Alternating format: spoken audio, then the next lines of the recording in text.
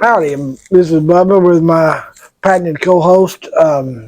This cruise is on him, so I'll turn it over to him, let him take the show. Would say a Bubba's Cruising Concert exclusive, but there's been several thousands of people on this Star of the Seas by now, so we're definitely not exclusive, but that we have two different cruises here. Two different family members have attended this cruise quickly, so in the last few weeks we had one on the inaugural cruise and we were on the week after that. So we've got some exclusive information here. This is my hits and misses. So we want to start with I was going to start with the positives, but overall, it was a great cruise. My first Icon class. Never been on anything like the ship like this. So, I mean, I recommend it for everybody. It's something for everybody to do. We had small children, and there's plenty to do with small children. I think if you're adults, the one thing I'd say is you don't have like the domed in adults area that's come pretty common. It is an adults only area, but it's in the back of the ship in the direct sunlight. So I'm not sure that's a good thing with a pool, but anyway, there's plenty to do on the ship. So the thing on this cruise that was kind of different than most cruises I've been on was how much lobster they had on the buffet. I mean, that was odd. The first day we walked on the ship, the embarkation buffet was steak and lobster.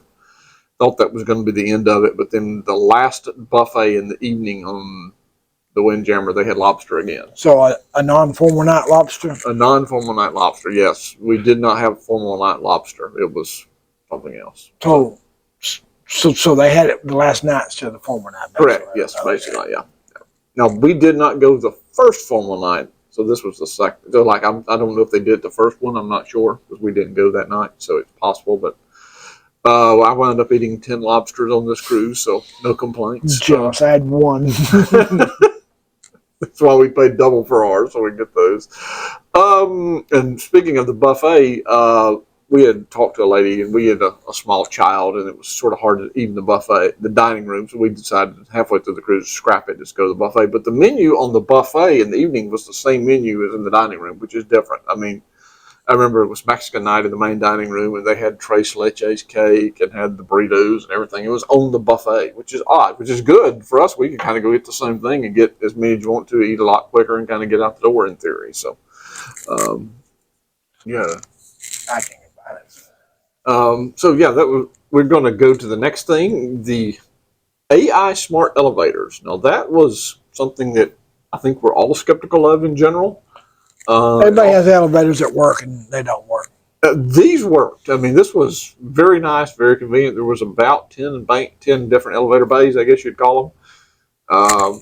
We got the guy that plays the piano on it a couple of times, so that was kind of cool, which he's random at night. And the kids like to hit the buttons on the elevator, so that's always a plus. But the AI smart elevators, they worked. I mean, it just made every travel. Was it confusing for the senior citizens? That's always been an issue in the past. I don't see how. I mean, you walk up to it, you tell it, okay, I want to go to deck 15. It says go to elevator B. So, I mean, it's, and there was like 10 of them. So it really, I don't know how you could get confused, but I'm sure people did. But I didn't hear anybody getting confused. So another hit would be the base camp, which is only on the Icon and the Star. I assume it's going to be on the Legend, but the base camp, which is up top around the putt-putt golf course, it is smash burgers, pretzels, and cheese, hot dogs. And the smash burgers are slightly underneath Guy's Burgers, in my opinion. I mean, that was my next Royal Caribbean needed a good burger option that was free. And these were a hit. Huge lines. Did it have a lot of toppings? Is that what the smash means? It's the meat and the way they kind of mash it on there, but even with grilled onions and stuff like that you could take off, which slowed it down, but the ones they have ready is with onions and stuff. But they're really good. Even people online are still talking about them, when they get off. Yeah, they definitely needed that. They do. It's not just a generic burger. They have those, but this is the one that that's open from like noon to 8. So it's open pretty decent hours. You could even grab it for dinner in the evening if you wanted to. Most people use that for lunch. So it stays open to what time? Noon to 8. Noon to 8. So, okay, yeah. So that's 2 hours later than Guys, if you're comparing. Yeah. So and we never done it for dinner. We went up there for late lunches several times after you get off the ship and get back on the ship. And that's a good idea from that can like get people away from the main dining room if you're trying to. And I think to do that. I think that was the goal of this whole buffet of being the same menu. Hey, you guys can go to the buffet or you can go to the dining room. It's faster. It saves them money. And I think it's I don't know. It kind of made me think they were headed that way. They'll still offer the other one, but I don't know. The buffet was the first time I've ever really been thrilled with a buffet really on a cruise ship in about 20 years. So it's been a while. Another positive was how large the ship was. I think this is around 246, 250,000 tons or something like that. So it's massive.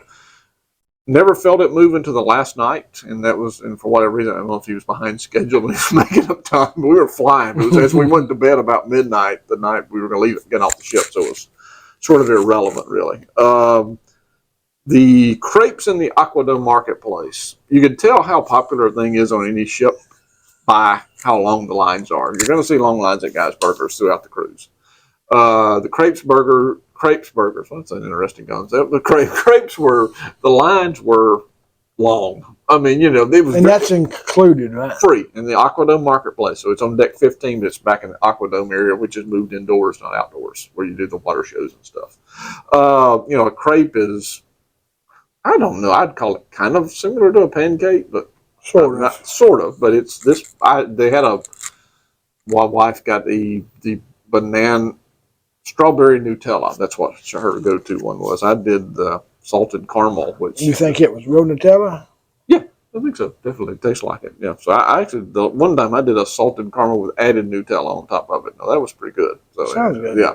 So those were excellent. Long lines, and the rest of the Aquadome Marketplace didn't have a lot of lines other than people grabbing bags of potato chips, which was popular, and they ran out halfway through the cruise. Everybody goes by, grabs 3 bags of chips and eat them in the room.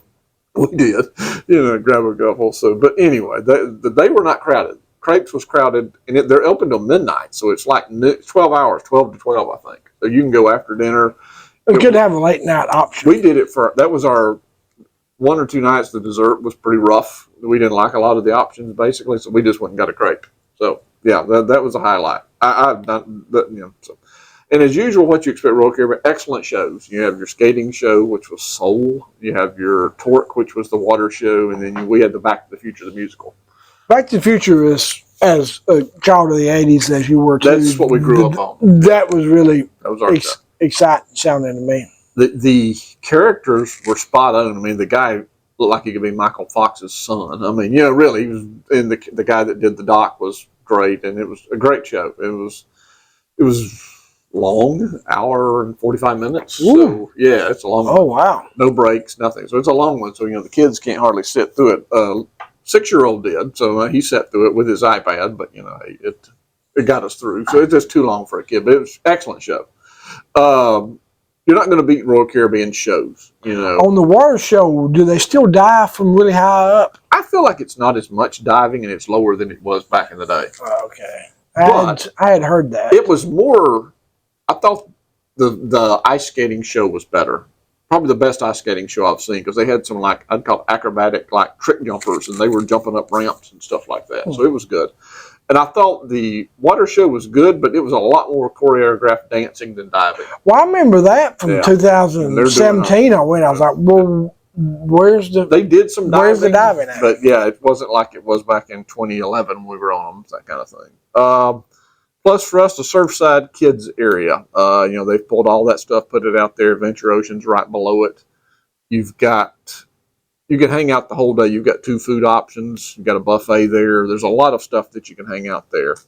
Other than the Surfside area, you have the kids' activities. You have, like I said, the balloon drop is in the Royal Promenade. You have tons of parades. And they have a thing called Story Time at Night, which is very, very well done with Captain Awesome, which, everybody knows who Captain Awesome is. I think he's a made-up guy. But anyway, the story is our son was on the edge of his seat watching it. He really enjoyed it. So he's not big in the show. No, it was very participative. They had kids up there that he didn't participate, but he enjoyed watching it, and I missed it because I was chasing an unknown person around the ship on the deck at the time. So, so anyway, the 6-year-old liked it though. So, did you see the dog?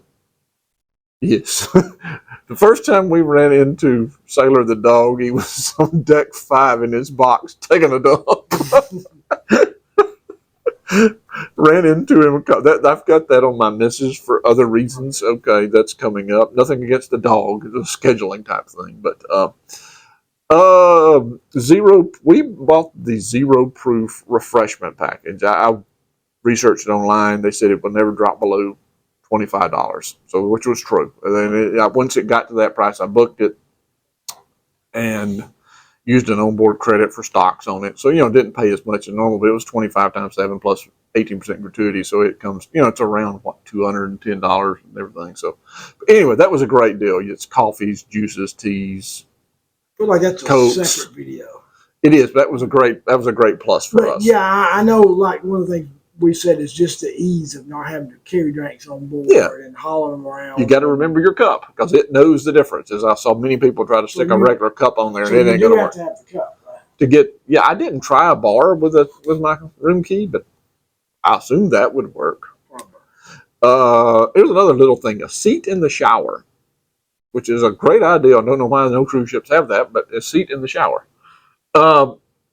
If you have a small child, which was plus, if you're a woman that shaves your legs, if you're an elderly person that wants to sit down, there's a ton of reasons to have a seat in the shower. And I've never been on a cruise that had a seat in the shower. So some family-friendly reasons as well. Kelly Scott. Anyway, okay, we've derailed here. This is a family show. iMessage hack for texting was great for us, and this is the hack that I think works on every cruise line. Right? This is an I got it to work a iMessage. little bit on Carnival. If you log into the free Wi-Fi, turn off all your cellular data, you can send an iMessage. So that means anybody in your family that has an iPhone, you can send them. My wife and I would